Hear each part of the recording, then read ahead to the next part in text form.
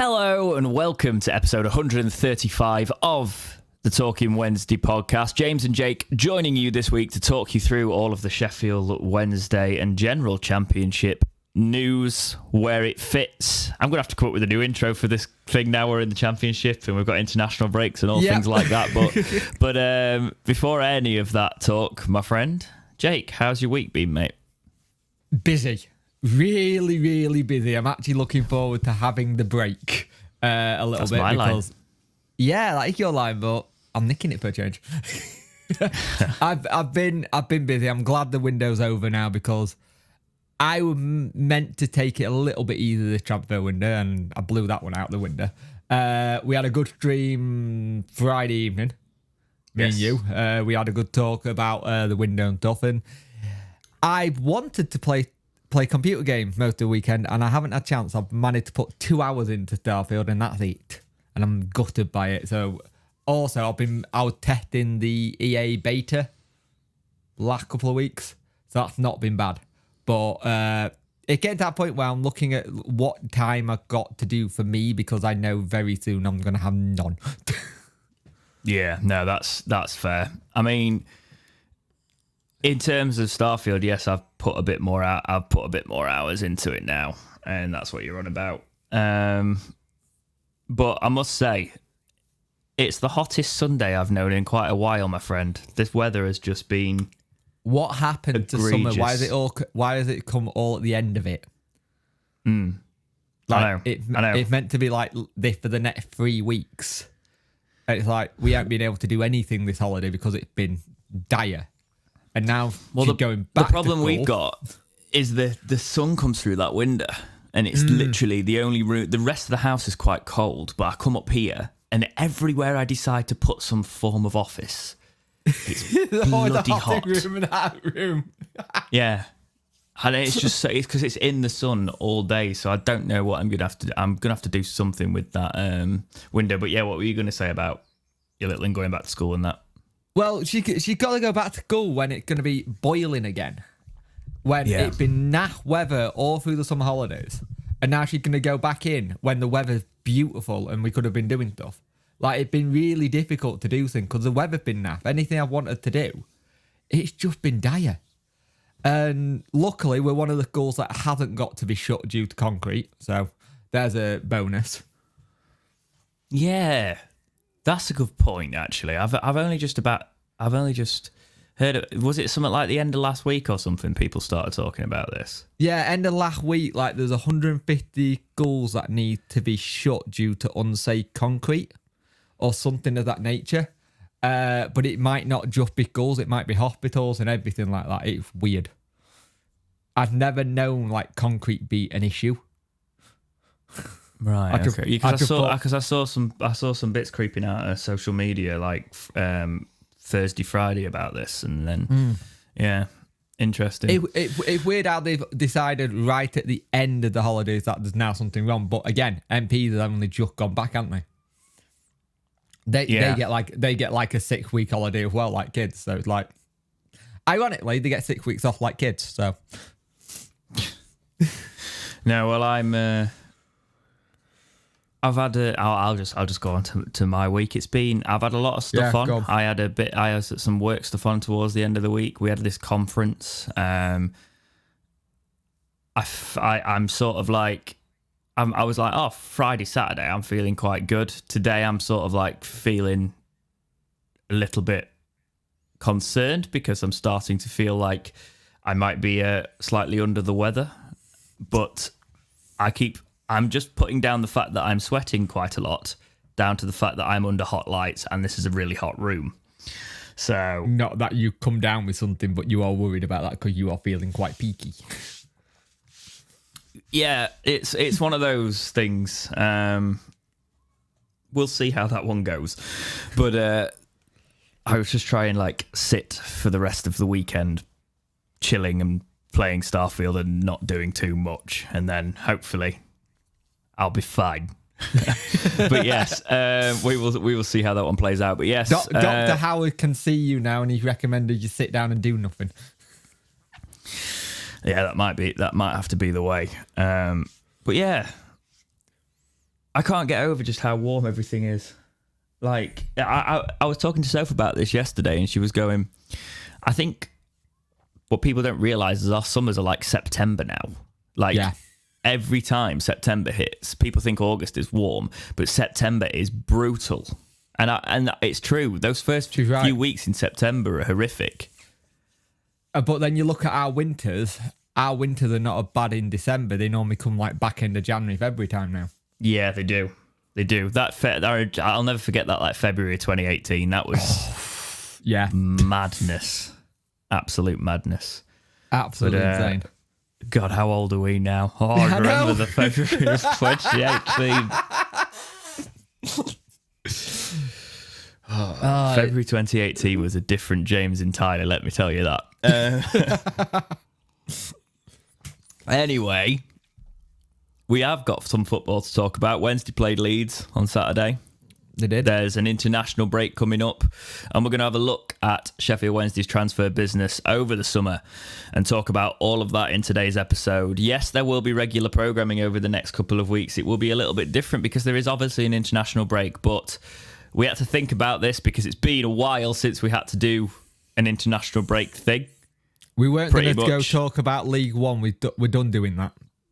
Yeah, exactly. So we're going back to our old ideas of episodes when it's not always news focused. Don't get me wrong, we'll still be recording on the weekly basis, so there will be news popping in during the international break, but it'll be more of a case of it's like today is the day when we start bringing back, which we should have been doing, who are Sheffield Wednesday playing next at the end of the episodes. We've missed that a few times.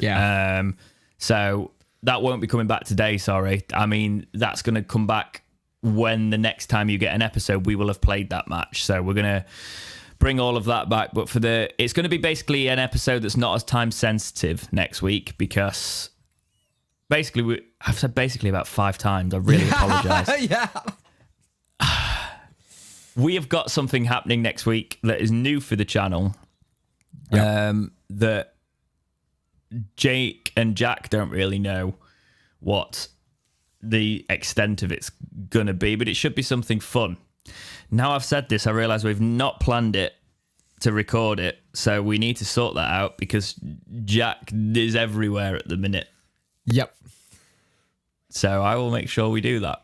But yes, let's get into the football. Sheffield Wednesday played Leeds, and we've got a point, Jake. I know, we're no longer pointless. It's lovely.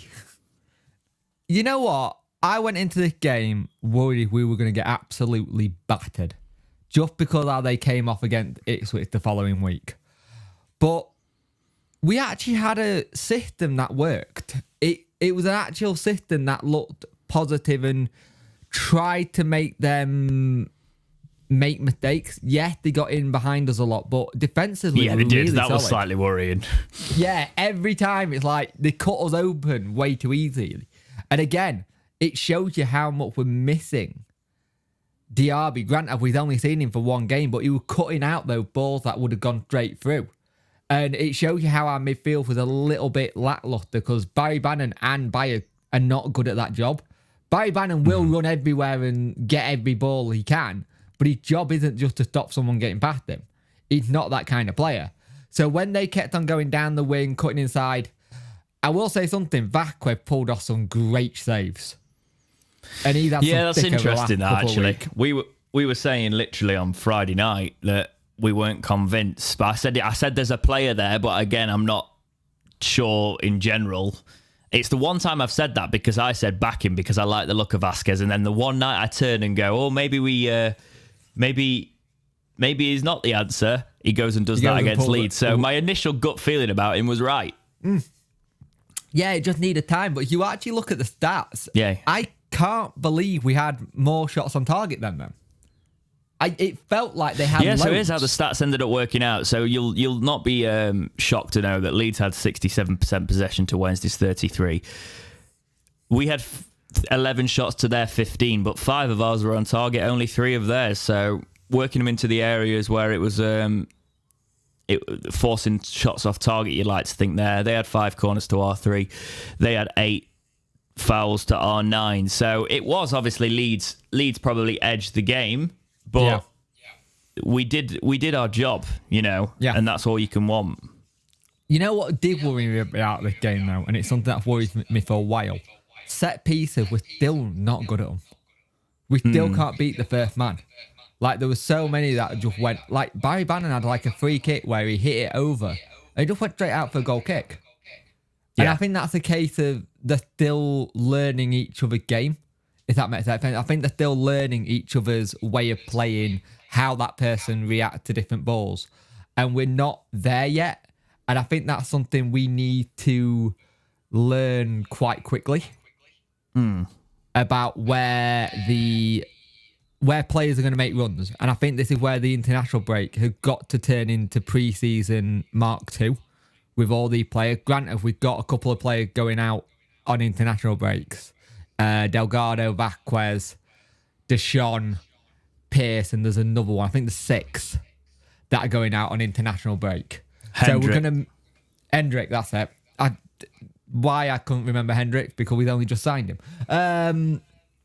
So we have got that situation where there are going to be players who are not going to be there to do work, but the vast majority are. And I tell you who looked good, and even though it was just a cameo role, Valentin, when he came on with Iorfa down that side, they looked quite a handful. You've got a thing about Valentin. You've been... Because you messaged me on Saturday going, you seen what I was saying about Paul? And I was like, I don't know what you're talking about. And that's how tired I clearly was on that day. Yeah. And I don't remember what you were saying. What were you saying about him? So, when we played Mansfield midweek, he got crossed into the box. He was running at home. And granted, I know it's League 2 opposition versus Championship, but they still went through. But when he came on, he didn't come on for long. But him and Iorfa were switching a little bit. Like, he was getting behind in front of Iorfa or vice versa. And they were doing really good switches where he was winning the ball, trying to get a cross in, but winning those free kicks in areas which we haven't done before. You know, where it's all on the... Like, using an overlapping right back properly. But Iorfa being a bit more forward as well, not being his usual position. Because I think if you can get someone like Valentin going, he got the feed and he got a bit of the tricks. And I think that where you saw in that game more improvement of where the football's going to go in an attacking sense. I think, personally. I think it was a case of this mentality is going to be a big thing to take a point from Leeds because you're going against a team. Leeds, arguably, like, their fan base thinks they haven't performed as well as they should have since they've come down. But we're going against a team that's been relegated from the Prem with all the pressure of what brings from a Leeds game, and to take a point of that when we've just lost 4 on the spin. You know, everybody, all these bloody Twitter accounts just praying for our downfall literally all the time, and it's such a negativity around it and everyone on our backs. To take a point from that and have something to build on is positive. It's what I've been feeling since the start of the season. We are not playing to the standard that we can. He's brought a lot, like the front line was pretty much Moore's front line. Yeah. Did you notice that?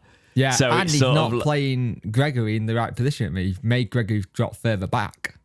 Yeah, but bringing some more of the players in that know how to gel in that system rather than chucking it all in. And then when Fletcher came on in that sense, he did his work sort of holding up the ball rather than being there to rely on, getting a goal. But you could still technically see that as an attacking change, bringing Fletcher on. Oh, yeah. When you try, he was trying to get the 3 points, but I think a question on Fletcher.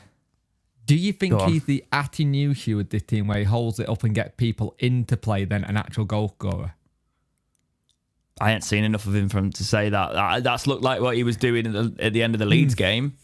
But it's also a case of it would be fitting if he was, because we've said that Gregory isn't that player. Yeah. And Smith really isn't that player. You want them on the end of the chances. Yeah. So if he's not coming to be the goal scorer and he's come to be the sort of target hold-up player, that brings the other players into the game. That could work. It just depends if that is the way they're working it. But I just think it was much better across the board. It's still worrying how quickly our defence gets cut open, ripped apart. Yeah. Soft shout for a penalty, but probably was a penalty in this modern age for Leeds. Yeah. Not given.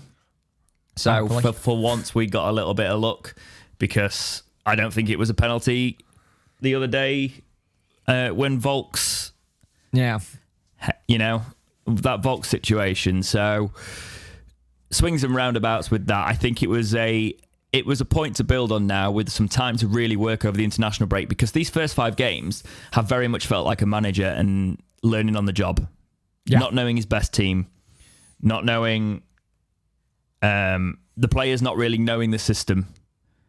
And I guess that can come with the momentum shift that happened when you've got that familiarity and you've got that promotion winning side to bringing in a load of new players, but a new manager with a new philosophy and new system. So when you're doing that, it's going to take time. And I think getting a point for the confidence, going, right, we can do this now. That's one of the league's big boys. We've just taken a point from them. We've got 2 weeks to work on this now. Granted, not all our players are going to be here. It'd be ideal to have Hendrick in, to be honest. It's a shame he's going out with Ireland. But being able to work on that is going to be big for us. I think it comes across very much as well. You look at what Windass and both Gregory has said in interviews during this week, basically. And you know what I like about Windass? He's very brutally honest. He doesn't sugarcoat it. He'll go, we're rubbish. It's on us. But again, he said it's on us. He's not afraid to say his opinion, is he? No. Which is you don't see too often.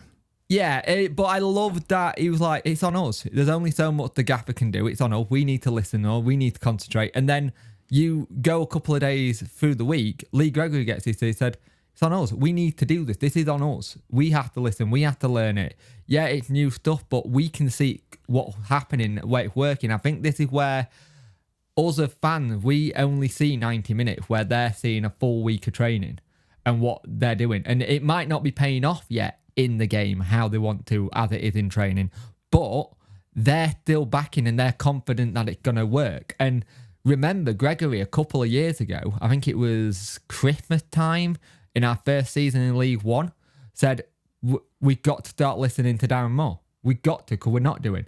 What happened when we started listening? We went on that really good run. So I think it's a case of them just having to take on new situations. Right. Not listening to the philosophy. I know. I think Windass pointed out something really important, actually. He said specifically about under this manager, he said, we need to start listening, because we can keep saying it's the manager and we can talk about this, but it's been these same players just not doing what they're told, and we've been under loads of managers now. I think that must be something that happens where it's a case of the manager comes in and Windass has clearly seen something that this is probably the manager that's made him go, actually, we've had quite a few managers now and we're still not fully implementing what these managers want, so it is on us. And then you do look more like it's the players than the managers if they're not listening. And it's good to see that he's picked up on that. It's weird seeing how much of a senior pro Windass is becoming. Because when he first came in, you didn't see it as that, but I think he's actually benefited from the likes of Barry Bannon and Darren Moore coming in when he did, because I think it's made him a mature and more... I can see him being quite a good coach when he gets older. It's personally. It was just really weird to see how it's... you. And if you hadn't noticed, they always tend to use Windass, because Windass can put a positive spin on, but you can also be honest at the same time. Yeah, I think Windass will go into media personally. I think he... Yeah, that seems... But yeah, I know what you're saying. I think having more... You want leaders on all areas of the pitch. It's the old cliche, isn't it? So having players that are speaking well, if they can start putting the performances on the pitch, that's what we need to see now. So Leeds was a good starting point. Let's build on it. So the Championship review. Let's go around the scores in the Championship for the weekend. Sunderland beat Southampton 5-0. Swansea lost to Bristol City at At Swansea's ground as well, 2-1. Swansea not having a great time of it this season. Birmingham 1, Millwall 1, Ipswich Town 3, Cardiff City 2. Ipswich just flying. They were behind in that game as well. It's what money does. Money and momentum. Yeah, They've managed to keep it. Fair play to them. Rotherham 2, Norwich 1. Interesting. Coventry 3, Watford 3. Leeds 0, Wednesday 0. Plymouth 3, Blackburn 0. This league is weird, man. Yep. Leicester 0, Hull 1. Another one for this league is weird, man. Stoke 0, Preston 2, Middlesbrough 0, QPR 2, so Middlesbrough in trouble as well. West Brom 1, Huddersfield 2, so Huddersfield even getting a win there. This weekend's been odd. It's been very odd. And what I find really funny about the Sunderland game, it was literally, I think Ross Stewart signed for Southampton on transfer deadline day, and then they just go and batter them. They just battered them. It's like, you know how we played Southampton first game?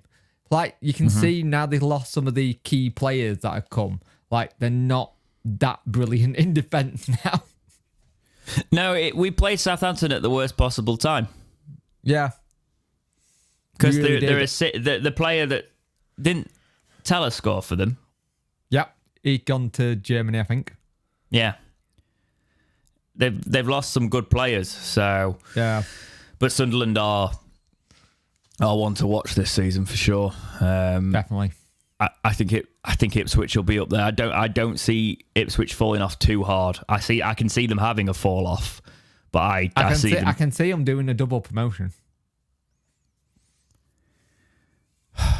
You see, here's the thing. Chancery wants that so bad. Yep. But to do that, I think it's just obvious you've got to spend the money in the right areas, and that's exactly what they did. Yeah. They spent loads of money in League One in the right areas for a championship bounce. They built a championship squad in League One. So did Plymouth. Yeah. We built a League One squad to get out of League One. And I think that's where we're struggling with. If we went with that mentality... I'd argue we did have championship players in there as well, but we didn't have an entire squad, yeah. We don't have, yeah. And they did very well with the loans they brought in. Yeah. Both sets of teams. So we'll see what happens. But Middlesbrough are not great. A team that I would have thought would have been up there. And they're just on a bad as us, really. So the new rules in the championship, they're not new, but obviously we're going into the championship, means we might have to leave some players out of the squad because you can only have 25 players. Am I right in saying goalkeepers don't count in the championship? I read something like... Oh, they do count. They do count. They do count. Sorry, that's the difference. It was in League One. They didn't count. Which is weird. Yeah. For me. That's really weird. But yeah, so they do count, but we've got like 27, 28 players. Yeah. 29. Yeah. Around that. So there's going to be some players that miss out. Is Marvin Johnson going to be one of them players? I kind of think he might be, sadly. For whatever reason, he's not any plans. Now, the question is, does he... You've got to think, does he leave Marvin Johnson, then does Wilk get it, who is not fit? Or what, for whatever reason, who we haven't seen much of? It's going to be interesting who he leaves in and who he leaves out. Because so far, James Johnson don't seem to be in that kind of area of being picked. Yeah. And we don't have great cover in certain places, and I think Johnson positioned one of them. But would you risk, say, putting a Malik Wilks in just in case it turned good? Because apparently we turned down bids for him on transfer deadline day. They were offered for him, we turned it down, and he wants to fight for his place. Do you know if you play Wilks as a winger, he'll bag us. I know it's not loads, but I reckon he'll bag us 10 goals this season. That's enough to keep us in the championship. I genuinely believe in that player. But it's a case of actually utilising him properly. Moore wasn't the manager for him. Chisco could be. Yeah. And you hope after this international break we actually see him start coming on and doing something, because I've been given thick the whole time since we signed Will, because I still think there's a good player there, and he's only 24. He's had injuries, he's had stuff off the field happen. He was the perfect gamble, and and that's the whole point. He was a gamble, right? Yeah. He was a cheap gamble on somebody who had bagged really, really well. You know, a really good, young, high-potential player. The exact sort of player I want Sheffield Wednesday to be signing. And yes, he's had injuries. But you know what? I'd rather that than us buy somebody who's on a load of wages that's like in their 30s and is in the same boat. We've bought somebody who, if we sell, will probably get similar for what... He either goes on a free, or if we sell him, we'll get a fee or something similar to what we paid for him. It's a low-risk gamble. And I think that if you look at this transfer window as a whole, it's a low-risk gamble. Yes. And I think... Let's jump into it then, Jake, because today is about reviewing the transfer window. So we are going to start with our new... It would appear he's not our number one. Dawson's our number one, but it appears he's Chisco's number one, and that is Davis Vasquez, loaned in from AC Milan, 25-year-old goalkeeper. He has started under Chisco. He's had a great game against Leeds. Some people have questioned whether he is good enough, but I firmly believe his distribution is something that is getting more comfortable. He looks very comfortable on the ball. That's the one thing that I have seen. I think that's the one thing Chisco is looking for. Someone who can have it at the ball at his feet and not look like they're going to panic. He's got a good range. Now, to be a goalkeeper in this modern age, you have to be someone who's got a vision for a pass and be able to pass about and use your feet a little bit more. And what we've seen so far, even when he's getting like someone running at him, opposition forward, he's so calm on the ball. It doesn't seem... He made one mistake in the league game, which was a pass that was going to Bannon, and it was too flat, and Bannon lost it because it was too flat. But he's getting better, and we've seen that he's a good shot stopper in this league game. I understand people wanting Dawson to do it. I want Dawson to do well. He's a Sheffield lad, he's a Wednesday fan, and he did well when we League One. But I think it's better to let the manager bring in someone who he thinks he can use better with his feet, because we all know what Dawson's like. He'll support anyone who's the keeper, but he'll still fight for his place. He did that last season. Here's what I actually think should happen with this, right? Vasquez has a decent season with us, and we sign him, and he becomes the number one, and we sell Dawson. Yeah, that's the situation that I can see happening, and is potentially the best situation for Sheffield Wednesday. The other situation that I would be comfortable with, if we don't think Vasquez is going to be there, we don't sign him, he goes back. Whatever happens, Chisco might not be the manager at the end of the season, depending on the course of the season. You never know how it's going to go. Dawson has a fresh start next season, but I don't think he's at a stage where he can be messed about too much more. This is the season where, at the end of the season, you have to make those big decisions, I think. Yeah. I think Charles is definitely all the way. And I think Charles is one of the one for the future, because I think you look at what Vasquez is now at 25. Charles is already kind of there in terms of what he's doing, playing with his feet, distribution. It's that style. I think this was a really smart loan, but when you loan a keeper, you automatically know they're your number one. It's the one position, if you loan, it's your number one player. I personally believe Charles needs to go to a League One side and be the number one. But if there's a side in there, I don't. We've left League One now. I can't think of any teams that really did play with their feet too much that didn't get promoted. But like any distribution sides down there, get him there. Yeah, get him just used to doing it, because that sort of expectation would be fantastic. Because I just think about like how much of a price tag that puts on players as well. And I do look at it from a Sheffield Wednesday business perspective. If you think about how much stock went into Josh Griffiths when he went and tore up the lower leagues on loan, that's the thing with Dawson as well. With Exeter, right? Yeah. He probably would have been worth a good $1 million to some sides. Yeah. At that point. And now I think we'd still find money on him. Even though like it's nice to see Wildsmith getting games and stuff like that. These players have to do the things for the careers. What I want to see this season is just Dawson, Vasquez pushing each other for that spot. And I think it might be just the thing. Dawson's got more expectation from the fans, and we've seen him have bad games and we've seen him have great games. So he's got sort of like that split in certain sections of the fan base. You know, people who remember him from his first spell in the Championship not his first spell, but you know, his time in the Championship with us where it wasn't an amazing time. But then we remember the League One times where he dislodges David Stockdale and he does really, really well. And that's more recent. But then you think about how that defence, we think about how shaky that defence is, and then Dawson's part of that defence. And do you trust him to, when the players are looking back at him, do the fans start to get nervous and present that nervous energy? Do the players get nervous? Does a new keeper just get rid of all of that? I think the issue we've got with our keeper situation, we never really, and here's this phrase that's very annoying with Wendy, we never really had a plan going forward to what to do with keepers since Westwood. We had this when we had Chris Kirtland. We have been the team for so long. When it comes to keepers, we don't really have a plan, and then we get one that's really good. It sticks for 6.5 years, and then once we do go to a point where they're not good enough, we're back to trying to find a new plan. I think that's the way you, to be honest, the way you want to do it is the Westwood situation. You want a keeper that's going to be with you for 6 years. Like we knew. I remember we said at the time how good we were eating having Kieran Westwood as the goalkeeper. We were.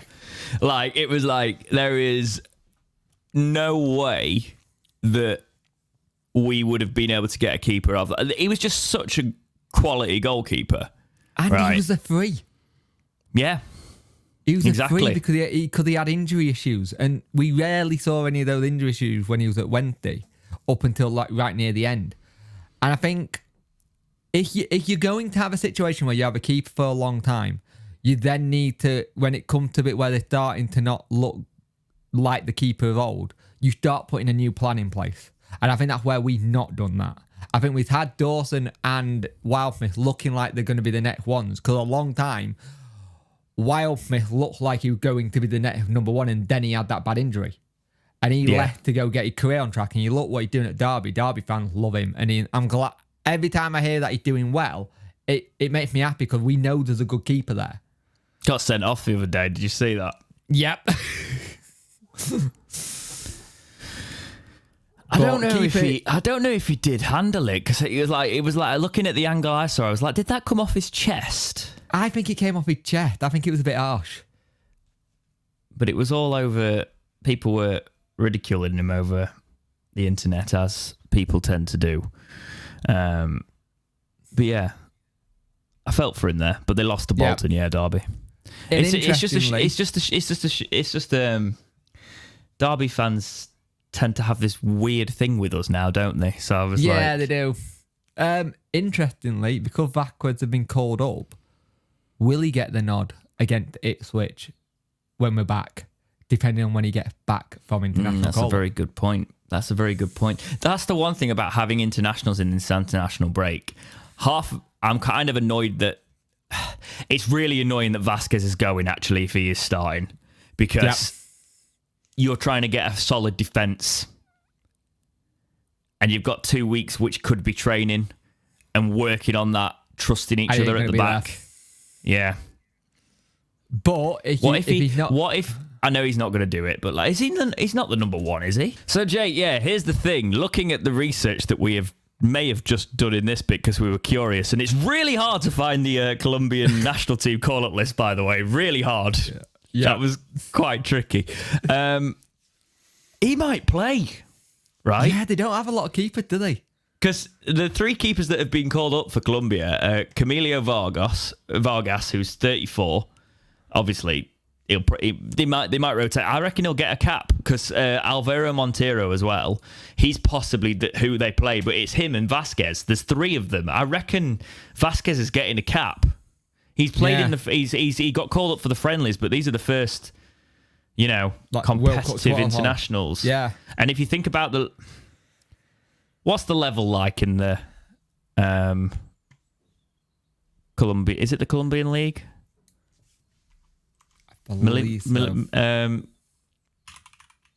Millonarios, and Atlas. I don't know where Atlas is in that league, I don't think, but Championship's quite competitive. Because if I'm looking at I reckon he's playing. Because if I'm looking at the other players that have been called up for them, they've got players from like Cincinnati in the USA. You're looking at Florentina's probably one of the big ones is obviously Sanchez from Tottenham. Yeah. James Rodriguez, Sao Paulo. Now, who else have they got? Oh, Luis Diaz is obviously up front for them as well. So that's quite big. But they've got a spread of players. I reckon he's playing. So like not ideal. So not ideal from a training perspective. But yes, let's move on to our next player, and that is Momo Diaby. 26 years old, central defensive midfielder from Portimonense. Comes on, absolute beast, kind of holding midfielder you want. Gets injured, and when are we seeing him again next, Jake? Good question, because we don't know. And that was the shame, because he came on and it was everything we needed in that midfield. It's everything we were looking for. And it was just the typical Wednesday thing that he gets injured, because he looked absolutely solid. He was breaking things up, holding it up, making it so Byers and Bannon could go further forward. And he was looking like the right player and the right loan to bring in. And then the injury just completely stunted anything we were going to do with it. And that's just a real pain in the backside, because I think if he stayed fit, we're probably not using one of the loans that we did on deadline day. We're probably looking at a different position. But it's such a shame, because he come in, and I know it's hard to judge off one game, but on one game he looked pretty solid. You just hope it's not as bad as first thought and he's back sooner than later. But international break could be great. It's worrying that the manager doesn't seem to know. That's what he's obviously been saying. He's been saying that he doesn't know, that they're obviously trying to help him get back as quickly as possible. But the fact that there's no sort of time frame on it is worrying, because he is that player that I want to keep around. Yeah. And even if we get him in like December, it will be like a new signing. It would. But I would be concerned. Yeah. I would be concerned with the fact that Wednesday's curse continues with the injuries. It's just the way, isn't it? Yep. It's just our luck. But I will say, he comes, he plays well, he enjoys it. Haven't we basically done like a swap? Adeniran's gone there, hasn't he? Yes, he has. On a free. And I bet he stays fit. Yep. Yeah. Loan him back in January, and then he gets injured here again. But 26, we get him back in a few months, hopefully, a couple of weeks, hopefully. But even if it's a couple of months, he starts for me. He is definitely. He is that holding midfielder. I'm really excited by him. Yeah, and I think when he comes back, if he could take us out of the blue completely. About we've got him, haven't we? So stick a pin in that one. Ashley Fletcher's the next one we will talk about. Another loan from Watford. I don't see yet where Sika wants to play him. Yes, he's clearly not coming as the goal scorer. He should have probably come in as the goal scorer, but it does look like we're potentially not going that route as just the out-and-out goal scorer. I think he started midweek versus Mansfield and didn't really do much, but it's when Fletcher signed, we both said he's signing because he knows Sicko from his Watford days. Yes. And Sicko reckons he can get the best out of him, which is fair play. If he can get the best out of him. I think I've seen signs where Fletcher will work. I just don't know in which formation it'll work and what his role will be. If we're looking at him being an out-and-out goal threat, I don't see that yet, because for him to be that, he needs to be further up the pitch in the box, using his height, using his strength. And for someone who he got a bit of strength, he gets knocked off the ball quite easily a lot and then complains that he hasn't got a foul. It's like, I'd just like get up and carry on. He has been playing for happens. Watford though. That's kind of the way it goes. Yeah, but it was the one where everybody this window, as always, was looking for a striker. Everyone. And we brought Fletcher in. I think everyone was a bit underwhelmed by it. If Sisco can get him scoring again, then brilliant. He did say when he came in, he said last time he paid for me, he got 2 in 2. That was in a very good Watford team, though, that could play to his strength. Let's see on this one, because I'm still not convinced, but again, we haven't seen enough of him. He hasn't started games yet. We've only seen him come off with big bits off the bench. And I think there's only so much you can judge a player when they come off the bench. Do you know what I do like is the fact that he started Smith and he brought Smith off for Fletcher, and I'm like, you could play them together. You know, that's the one thing that there is still the opportunity of that. Because I don't think Smith needs to be that hold-up player, and if he sees him like for like, let Smith get in the box. I could tell Smith was frustrated. He was respectful, but he was respectfully frustrated when he came off against Leeds, which I don't mind that. You know, people talk about people having a tantrum, you know, like huffing and puffing when they're coming off and stuff. He still shook everyone's hand. Xisco clearly knew he was on damage control with him. But it was one of those things where, like, I think you could find a way to fit them together. Oh, definitely. Yeah, definitely. But I don't think he starts at the minute. I do think it's a Gregory Smith start for me. He got to dislodge him. It can't be the manager doing. He got to show something to dislodge it. Yeah. We'll carry on with the loans theme, and we will go for one of our newest loans, Jeff Hendrick. I think this is a cracking loan. I really do. I remember we were very tired on Friday night, right? And we were talking about this, and I was like, oh, Jeff Hendrick. And then I was like, actually, for the position we're in, Jeff Hendrick is a quality signing. 31 years old, from Newcastle. Like, he's done really, really well in the Championship before. He's been one of them higher-end Championship players.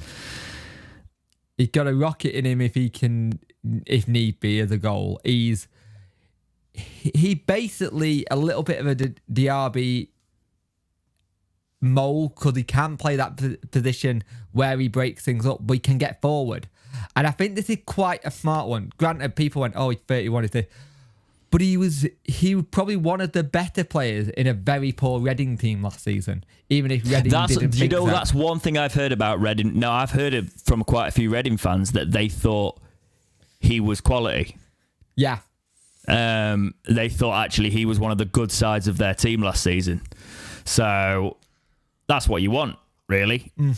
When you look at, yes, they got relegated and that sort of thing. It's somebody you could actually bring in, and if he does really well, you've got him on a free as well, probably. So I don't mind this. They want him off the books. I think it's one of those one where I'll tell you what, the only thing that annoys me with this one, Wednesday. Yes. I know you like to do a last minute deadline thing, and don't go to bed just yet. But we can tell the pictures were done during the day. Just announce it. Yeah. He's a couple of years younger than Bannon as well, right? So as Bannon's, if Hendrick can perform at a really good level, and we do sign him for whatever example, he might be helpful as he sort of reaches his mid-30s to really help on that Bannon atrophy at the end of Bannon's career. You know, where Bannon sort of dips, we keep that experience with someone like Hendrick. So this could be smart in a few different ways, especially just with the level of experience there, because you do need that experienced midfielder, in my opinion. You need somebody who's got that, and we've got that in bucket loads now in our midfield, which is what you want. No, I remember I've seen a lot of people saying he's actually downgraded coming. It was like, what has happened to this man's career? He's ended up at a struggling Sheffield Wednesday. I'm like, all right, calm down. But when somebody's saying that, you usually think, oh, maybe we've got a player here as well, though. You know? Yeah, so, yeah. I'm happy about that. What I'm very happy about, actually, is because Blackburn fans are going, what are we doing? Blackburn fans are not happy, are they? They are really angry about this. Exactly. We have loaned John Buckley from Blackburn. He rejected a permanent move to Swansea and is decided to come on loan for Wednesday. He's a 23-year-old. There is a recall clause in there. He can go back in January. They had to put that in there. But for whatever reason, he is not going to be at Blackburn. He's going to be a Wednesday player. And I actually think he's somebody who's going to get quite a bit of game time for us. I think he's going to get a lot of game time. And I think you look at his history with the club as well, because a lot of people, his uncle was going quite mental on Twitter. It was lovely to see, because like, finally been taking him to game for his age. It's actually going to happen, because everyone was like just following his uncle to find out what was going on. And it was just this really nice thing of when he found out that Swansea weren't there. It's like, right, you go in, bye, go on. Because he wanted, when originally it got said that we were in for it, he was like, yeah, I'll take that. I definitely want to go there. And I think if you've got a player who's already got that mindset, even as a loan, that, and especially if he's a little bit of a fan, that drives it a little bit more. And I think he'll want to show what he can do. I remember the game he debuted against us and scored. He's a good player. And this is a very, very smart loan. His market value is apparently 3 million as well. So it's like, to get a player with you never know. We could have a situation if he has a good loan. And we haven't spent much this window. Maybe in the summer we do chance our armour and go, look, we'll offer you this or whatever. But they still rate him very highly to reject 3 million. That's the thing there. Did they reject it, or did the player reject it? What I read was they rejected it because they only wanted a loan. They didn't want a sale. Okay. Right, okay. Fair enough. To be fair, it's just nice seeing Michael Duff get done again in like the last embers of a transfer window, like he did in the game against Barnsley. I'll move on from that. Where do you think Chisco's going to play him? I think he's going to probably drop Byers. Interesting. Because I don't think Byers, and much of Byers is good, I don't think he's up to scratch yet. Do you think our midfield is going to be Bannon, Hendrick and Buckley? Because that's the feeling I'm getting. I think I've got to say, yeah. And I know people are going to... We have signed 2 players that can shunt out to the right if we need them to, but I don't think you'll play them there. No, I think it's going to be Bannon, Buckley, Hendrick. That's a hell of a midfield, actually. What you say? That's a hell of a midfield, actually. It is, isn't it? It's not too defensive, Byers, which is good, I guess. Yeah, I like Byers, but so far he doesn't seem up to speed with this system yet. And I don't know if that's a mixture of his injury thing. Because that's the thing what we had when we said in the summer, Byers on a 1-year deal works if he stays fit. But we've only seen Byers in a League One outfit. We've never seen him in a Championship outfit. I still think Byers starts. Byers starts for me at the minute. It's Byers' place to lose, in my opinion. Yeah. But because he's quality. Look at that through ball. Like he's the only other player in our team that I can see play dead through balls like that to just completely perfect, no look. Like Bannon can, and just completely do the defence. So for me, unless you're bringing Buckley in to rotate, just if you're still a bit worried about his fitness levels. He might be on that. Yeah, he might be. Squad depth, injuries, all that sort of thing. It comes into play, doesn't it? Yeah. Right. Moving on to Bambo Diaby. So he is a 20. He's 25. Oh God, he's 25. I thought he was older only than 25 that for some reason. Yeah. We signed him on an undisclosed fee from Preston. Your thoughts? I like this signing, but I have seen what Preston has said. There is a mistake in him now and again. Yeah. It's one of those things where it's the occasional reading of the game. Sometimes he has to run back a little bit quicker when he could have positioned himself a little bit better. I've noticed. He is rapid, though. I'll give him that. Yes, he has got the ability to do that. There was a bit in the league game where he was getting done by left midfielder who nearly went to Everton. I can't say his name, beginning with a G. Gnot or something like that. He nearly went. Anyway, he was ahead of him and he motored, got in front of him, tried to stop him to give the foul away, didn't get the foul, and the player went on to get it into the box, but he motored. He can get back when need be. I'll say if you got DRB and Iorfa and Deshaun and Wolf-Beaker, that's actually quite a nippy back lineup. They've all got a bit of speed to them. It's a great lineup of giving away penalties. Yeah. Because that's the one thing you have got when they come back with pace and then they come in for a tackle and somebody goes over and they play the game. It's dangerous. I think what I've seen from him, he's good. He can stand up and get blocked, tackled. He's an absolute beast. It's just, like I said, sometimes reading of the game is a little bit not there yet and can get pulled out of position. But maybe that's just with time and getting to know what the new system is. You're on about Gelhardt as well, weren't you? Yes. It was annoying me, so I had to check it. Yeah, I think it's the sort of right signing we need to make. It's somebody who wants to keep establishing himself as a quality championship player, so they need to, and they're doing that in a side that's struggling. So I think when it's very early to judge a lot of these players. Yes, there's you can see where a couple of mistakes can come from, but I think it's an improvement on the squad and the defence from last season. So I'll take definitely. It. Reece James becomes a permanent. Looks like one of those players that is getting more into Xisco's plans, and it looks like when he was left out, it was more of a case of squad rotation. But he isn't one of the front runners. So your thoughts? I think under Darren Moore, he's a starter. I think under Xisco, he's your backup left back if need be when you need to come on and do a job. And I don't know if he's okay with that or not, but he might have come in thinking he was going to be starting when he first signed because Darren Moore was still here. Everything was still fresh. But you got the thing with this one. It's where you look at it and you go, you know what? He's here. If push comes to shove and we need the depth, he's there. He can come on and do that job for Akin. And it was the one. I think we all said we wanted to see him, but now he's in a different style of play. I don't know how it worked, but if he can come on and be that rotation when we got a busy period at Christmas, he's probably perfect for this. If he's going to decide to deploy wing backs, he can play there as well. More of a natural wing back, isn't he? So yeah, definitely. Than a lot of players anyway. So I think there's options there. Yeah, I agree. I don't think he starts anymore, but I said this. I remember getting quite heated with Worko about it. That he did. You buy him as a squad player. Is he better than what we had? Yes.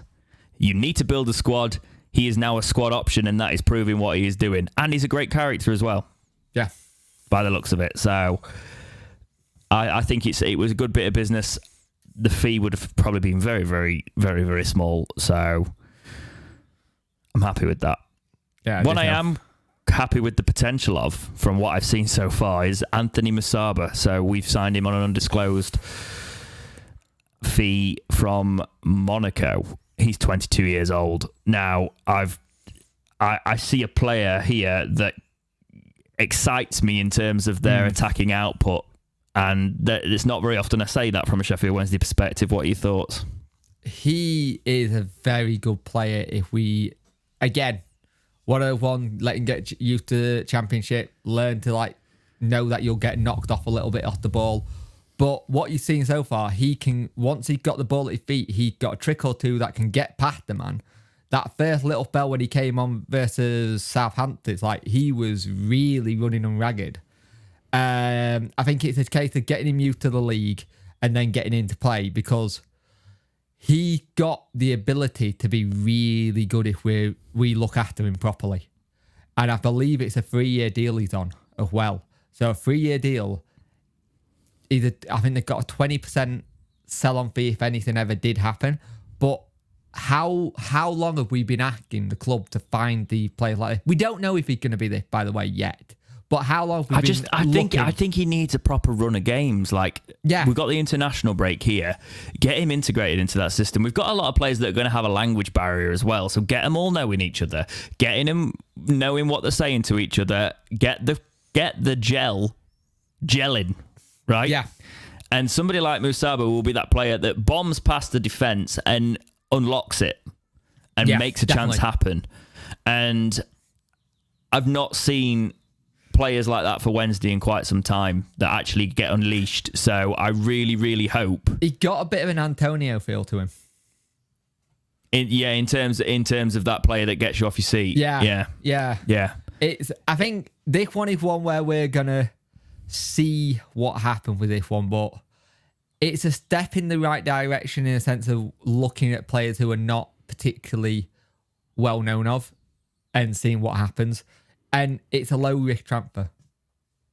Again, another one of them low risk transfers. Can't imagine it being too much again. I think it's under $1 million. So yeah. A free transfer in Juan Delgado, 30 years old. He's been playing a bit more of a defensive role for Wednesday, but he has been deployed on the wing as well, hasn't he? So, what are your thoughts?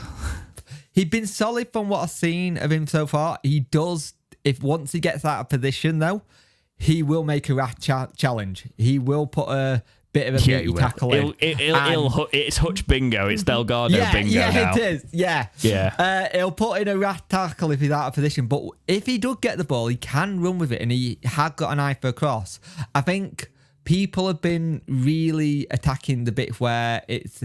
Because I noticed he kept on swapping in between Windass and Delgado on the wing, seeing which one will do. And I don't think we've had that switch over where they'll switch positions. It's normally been, you stay in your position, that's it. And I think with this, I'd like to see more of a right winger, but I've also liked to... It all depends who you're going to play right back. Palmer, if Palmer's going to be your interlapping wing back, then fantastic. This works all day, every day for me. I think my only concern is he likes a tackle and he's not scared to like get into it when it gets meaty. And I like that, but also with the new rules in the EFL and the thing, he don't feel like he got a red card somewhere in him. Oh no, it's definitely going to happen. But I also really like him. I like the way he runs at players. I like the way he's got the confidence with the ball. Yeah, I think he's going to be one of them players that we end up getting really annoyed with in a big game at some point. But I also think out of all the signings, I think he's the biggest wild card. Sort of like, whoa, okay, this could be interesting. But I also think the manager's backing him, and I think he's got the manager's back as well. So that will count for something. But he is the one that started. Yeah, he's the one that started to divide the fan base a little bit of sort of like, oh, this guy's a bit reckless. But I do like that. So yeah, same. There's something a bit exciting not knowing what they'll do. And he's attacking minded, which is what you want. Quite literally, as in he will probably 2-foot a player at some point. So we have also signed Deschamps Bernard, who started against Leeds, 22 years old. This was on a free transfer, looking like he might be starting now, which is good. 22-year-old centre-back. I'll take that. You know what? This is a bit of a coup. This one is a bit of a... Hull fans love him. When he was at Portsmouth last season, they loved him, and he was part of the reason he went on that like unbeaten run they did, or kind of thing. I think it was 11 games. This lad had been talked about for a long time. I think you may even mentioned him a couple of seasons ago as someone we might go for just for a loan because of how good he is. Yeah, I probably did when we were looking at all that. You look at him as a player, and you look at most of our back lineup. They are built. They are absolute tanks. They're units. And I think you need that in this division. The thing is, he got speed as well. He's another one where when he did go forward, because he did do some forward runs in that game versus Leeds, trying to get the ball forward, and it was working. I've got this. He's an international at 22, right? He's literally playing for the Jamaican national team. Yeah, at 22 years old. He's another one who's on international call-up as well. Yeah. So we'll see what happens there. But 22, you've been called up, and you don't get into Man United's under 21 without having something about you. We did say when we signed him, 1-year contract. Hopefully, if it starts looking good, you put an extension in front of him. But I'd hope there's one in there, to be honest, already. Yeah, I think this is a cracking bit of business we've done, personally. 6'2", 22 years old. Start him. Just start him. Keep starting him. I'm really excited to see how that develops. Give him the opportunity to develop here. Make sure there's a contract in front of his face, though. Yes. That's the worrying thing with it. Right, so for a rumoured fee of 300k, Sheffield Wednesday also signed Paul Valentin. And he's 26 years old. Do I even really need to talk about this player? He's listed as a right back. You might as well talk about him because you keep talking about him. I like what I've seen so far. I like Paul Valentin as a player. I think there's everything you want in a right back in terms of going forward if you're playing to the right. I said about Palmer and Delgado. What if you get the whole situation with Valentin and Delgado going? And I think I read that they were both at the same club at one point or something of that nature. I may have got it wrong or I know there's something with Sicko and Valentin that they've worked together at the same club or something like that. Yeah, I've seen something like that too. And he really does rate him. And I think the only reason he's not started, he was getting him used to being in England, getting him used to how he wants to play and getting him used to playing in the Championship. I think he'll become a starter soon. Now, what does that mean for Palmer and stuff like that? People, when he signed, people were like, oh, that Palmer, that's a bit unfair on Palmer. Palmer's a pro that'll know what to do. He'll know how to get back into it and he know what will be needed when needed. You know what I mean? And Palmer's not been like left out of this Wednesday squad because he had been used a lot. Palmer's also always going to be safe in this squad anyway, pretty much as well, because he's come through our academy. He's the homegrown quota as well with things, and he's a starter, right? But he's also a fantastic squad player if he becomes one. So and he can play anywhere. Yeah.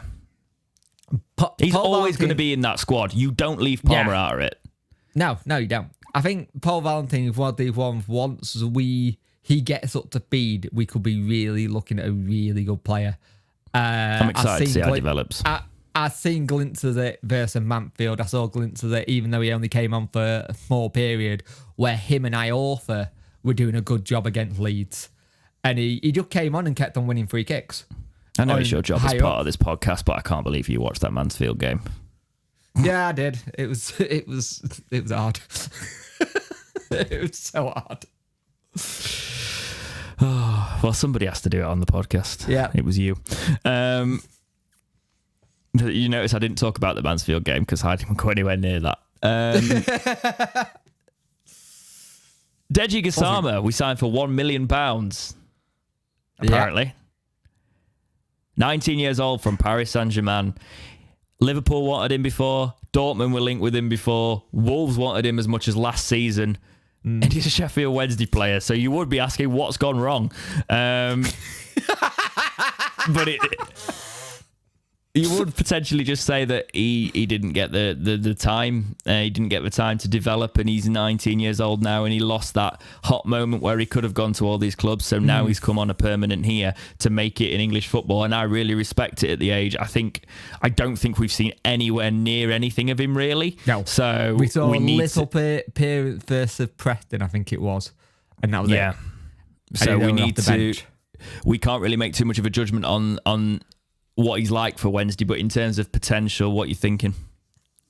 What I will say is this is a very interesting buy because he's 19, and also if with being 19, he doesn't have to be registered into the club. No, yeah, exactly.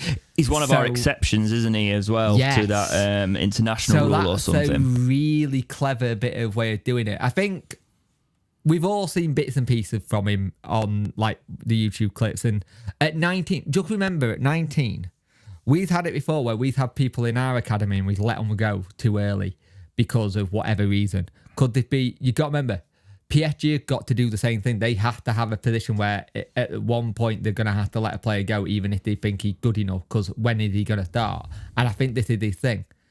How do you get into, you only get into a PSG team if you are like the next Mbappe kind of thing, if you're as young as he is. And I think this is when we were first linked with him, we all went, yeah, all right then, pull the next leg, that ain't happening, kind of thing. And he was linked with Hull, and Hull, he didn't pick Hull. I think The deal that we've managed to do for this at 19, 1 million quid, 3-year contract, I believe it is. I think there's another sell-on fee as well. This is one of these ones where you can tell the club are planning for the future. And again, it's low risk.